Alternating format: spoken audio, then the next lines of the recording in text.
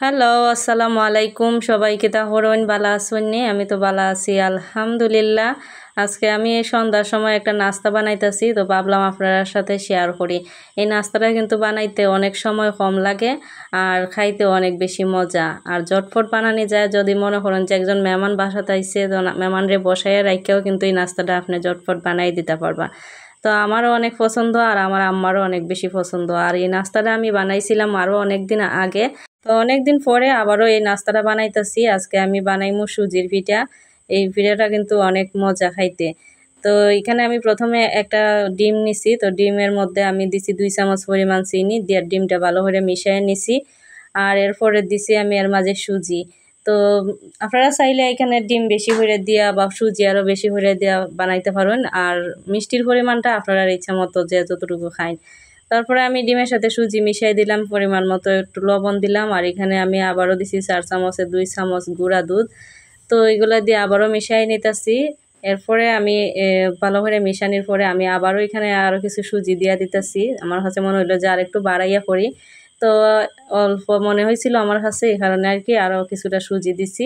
দিয়ে আমি এখানে মানে লিকুইড দুধ দিছি। লিকুইড দুধটা দিয়ে আবারও একটু মানে পাতলা করে নিতেছি ব্যাটারটা। তো আপনারা চাইলে পানিও দিতে পারেন, কোনো সমস্যা নাই, বা আরও একটা ডিম বাড়াই দিলেও হইব।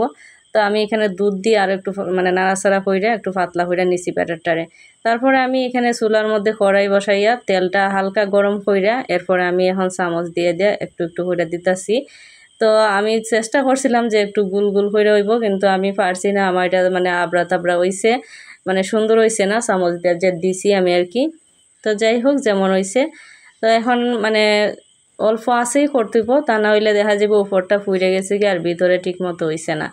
তো আমি এখানে দেখুন একটা একটা করে এখন উল্টাই দিতেছি, যেটা মনে হয়েছে যে এক সাইড হইছে, তো আর এক সাইড এখন উল্টাই দিতেছি।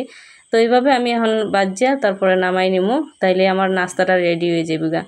তো এখন আমার যেটি দিছিলাম এটি বাজা হয়েছে। এখন আবারও আমি বাকি যেগুলো ছিল কি ওইটা দিয়ে দিতেছি। তো আবার ওইগুলো বাজ্যা নিমু।